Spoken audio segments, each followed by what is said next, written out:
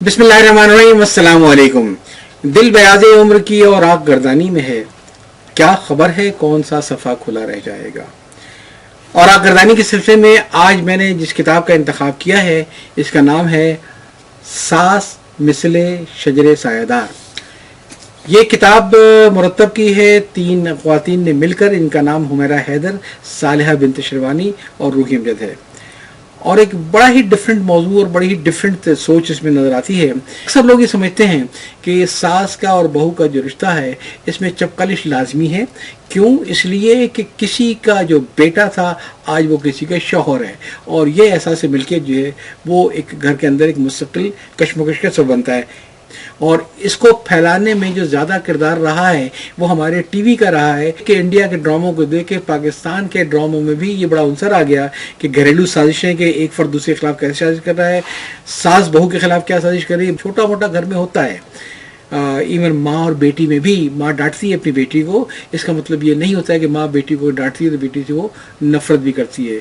तो साथ ही साथ जो सास का और बहू का जो रिश्ता है, और ये किताब में इसको मुरत्तब इसीलिए किया गया है, बहू के और सास के रिश्ते का जो तक़द्दुस है इसे बाहर कह सकें। हम बड़ा तेज़ी के साथ आते हैं इस किताब के ऊपर। और इस किताब में जो आप शुरू में देखेंगे कि इसमें जो एक हवाला दिया गया है कुरानी आयत का कि वो ज़ात जिसने पानी से इंसान को पैदा किया, फिर उसने नसबी और ससुराली रिश्ते बताए। तो ससुराली रिश्ता कोई ऐसी बुरी चीज़ नहीं है। और सास का और जो बहू का असल रिश्ता है वो है कि वो लड़की पहले किसी की बेटी थी, अब अपनी सास की बेटी होगी। और सास की बेटियां पहले कोई और थी या नहीं थी, अब उनको एक माशाल्लाह एक बुढ़ापे में एक सहारा, उनको एक बेटी मिल गई है। तो ये बहरहाल किताब जो आप स्ट्रीम के देख सकते हैं, इसकी कीमत 450 रुपये दिसंबर 2020 में शाये हुई है। और उसमें नई सोच ने इसको शाया किया है, और उसमें आप उसको यहाँ से मंगवा सकते हैं। इस किताब का इंतसाब है हर उस सास के नाम पे जिनके होने से ज़िंदगी का करीना सीखा। और इसमें शुरू में बताया है, बार बार इसका जिक्र किया गया है कि वो औरतें बड़ी खुशनसीब होती हैं, बहू के और सास के ताल्लुकात अच्छे होते हैं, कोई एक फरीक नहीं। ये ताली तो हमेशा दोनों से बिकती है।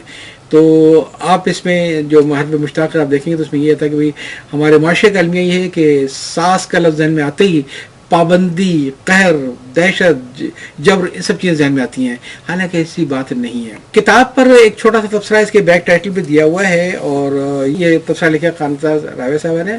और एक बड़ी खूबसूरत बात उन्होंने लिखी है कि सास ना आए रास, मगर जैसे उंगलियां हाथ की एक बराबर नहीं होती, उसी तरह सारी सासें भी बराबर नहीं होती। कहीं के दिन बड़े, कहीं की रात बड़ी, कहीं सास का जोर चल जाता है तो कहीं बहू पर काहिर जाबिर सास रोल अदा करती है। सासें भी इसी मुआशरे की बासी हैं, उनमें भी रोल मॉडल होती हैं। तो जिनको अच्छी सास मिल गई उन पर कर्ज था कि किताब मुरत्तब की जाती है। खाना लिखते हैं कि ऐसी सासों का तस्करा पढ़ना भी कार सवाब है, क्योंकि सास ही क्यों हर रिश्ते में बेहतरीन अदायगी खौफ खुदा की बुनियादी शर्त है। बहुत खूबसूरत तबसरा है। अब हम तेजी से वर्कगर्दानी करते हैं कि इसमें 100 के करीब मज़ामीन ऐसे हैं और जिसमें जो बहुओं ने अपनी सासों के बारे में लिखे हैं। अच्छा, 100 मज़ामीन का मतलब ये है कि 100 कैनवस अलग अलग है, 100 जगह मसाइल अलग अलग हैं। कहीं कोई नफ्सियाती मरीज़ भी है, कहीं किसी के घर के अंदर एक कल्चर का इतना कल्चरल डिफरेंस आ गया किसी सास और बहू के अंदर ये कि एक जो है वो फ़र्ज़ मुहाजिर फैमिली से है, दूसरी जो इंटीरियर पंजाब की या सूबे सरहद की है।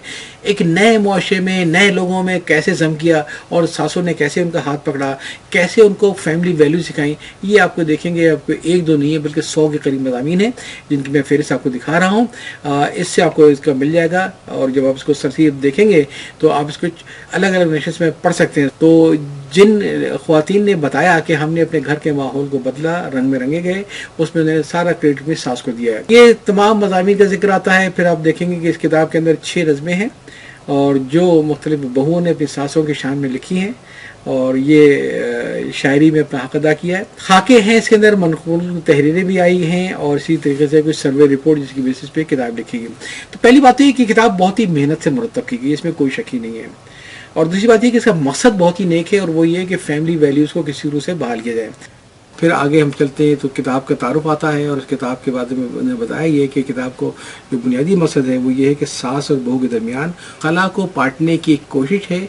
और ये किताब करारनामा है। यादों के चराग में डॉक्टर अजीज़ा अंजुम लिखती हैं कि इस सदी तक बर्रे सगीर में ये होता आया कि मर्द अपनी माँ के गिर्द तवाफ़ करता था और बीवी अपने शौहर के गिर्द। यहाँ माएँ बेटों से ज़्यादा दुलार से पालती थीं। اپنی امیدوں کو مرکز اور اپنی آنکھ کا تارا بنا کر رکھتی تھیں۔ بیوی سیدھی اور نیک ہوئی تو آدھی زندگی اس کی محبت سے اپنے دل کا پیالہ بھر لیتی، کم یا زیادہ، اور میاں اس بات سے خوش ہوتا کہ میری بیوی میری ماں کی مرضی کے مطابق جیتی ہے۔ طیبہ صدیقی کا ایک بڑا اچھا مضمون ہے اپنی ساس کے بارے میں، اور ہر ایک کے حالات الگ الگ ہیں۔ ابھی لگتے ہیں جب میں شادی کے اپنے گھر گئی تھی تو میرے ساس کی جو تھیں وہ ایک اتفاق سے کسی بیماری میں کوئی دوا کے سائیڈ ایفیکٹ کی وجہ سے وہ کوما میں جا چکی تھیں، تو انہوں نے جاتے ہی اپنی ساس کی خدمت اسٹارٹ کر دی ہے، اور لیکن خدا کا کرنا ایسا ہوا کہ وہ کوما سے کافی عرصے کے بعد باہر آ گئی ہیں۔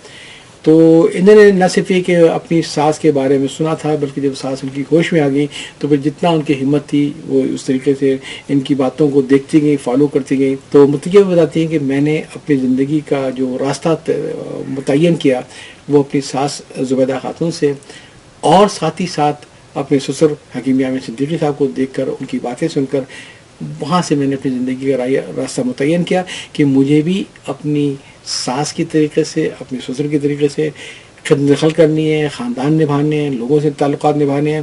تو ان کی تربیت میں بھی کہتے ہیں میری تربیت میں جو بڑا ہاتھ میری اپنی ساس کا تھا۔ شجر سایہ دار ایک چھوٹا سا مضمون ہے، فاطمہ سعدیہ صدیقی کوئی نیو یارک میں ہوتی ہیں، انہوں نے بھی اسی طریقے سے بتایا اپنی ساس کے بارے میں کہ جو مشترکہ خاندانی نظام ہے اس کو انہوں نے بتائی کہ اس کی کتنی اہمیت ہے، اور بتایا کہ ان کی ساس کراچی میں رہتی تھیں مگر ذہنی طور پر بیچاری انڈیا میں تھیں۔ کیوں؟ اس لیے کہ ان کے ساتھ ٹریجڈی ہوئی کہ ان کی 7 بہنیں، ان کے 2 بھائی، ان کے والدین سب انڈیا میں تھے، وہ اکیلی پاکستان میں تھیں۔ لیکن اس کے باوجود بھی یہ سعدیہ لکھتی ہیں کہ ان کی ساس نے ان کے ساتھ جو اتنا سلوک رکھا، اور جو ان سے کہتی ہیں کہ میں نے ان سے مہمان نوازی سیکھی ہے کہ اگر کوئی گھر میں آ جائے تو اس کا کتنی کیئرنگ کرنی ہے مہمان کی۔ کچھ نظمیں ہیں بہت خوبصورت، اور جو آپ کو اسکرین پہ ایک ایک کر کے نظر آئیں گی، اور میرا خیال ہے کہ یہ 5-6 نظمیں ان کو بھی آپ دیکھیں، اور بڑی خوبصورت نظمیں ہیں جو لڑکیوں نے یا خواتین نے جو بھی جس مقصد میں اپنی ساس کے شان میں کہی ہیں کہ ان کی ساسیں کتنی اچھی ہیں۔ تو یہ ساس جو ہے بنیادی طور پہ یہ پڑھ کے اندازہ ہوتا ہے کہ یہ ماں کا دوسرا جنم ہے، اور اگر جو ساسیں سمجھتی ہیں کہ جو بیٹی ان کو اللہ تعالیٰ نے بڑھاپے میں دے دی ہے، اور جو بیٹیاں سمجھتی ہیں کہ اللہ تعالیٰ نے ان کو اگرچہ وہ گھر سے آ گئی ہے مگر ماں کی نعمت ان کے یہاں ملی ہے، تو پھر وہ بہت ہی اچھی اور حسن زندگی گزارتی ہیں۔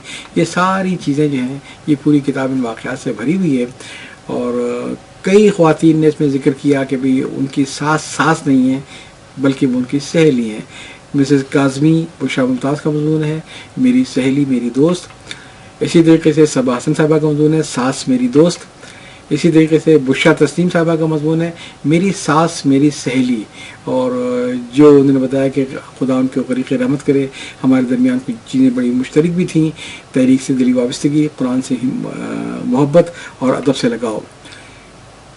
سعدیہ نورین کا مضمون ہے میری سہیلی میری بہترین دوست۔ مبارکباد پیش کروں گا اس پوری ٹیم کو، حمیرہ حیدر کو، صالحہ بنت شیبانی کو، روحی امجد کو، جنہوں نے اتنا اچھا کام کیا ہے۔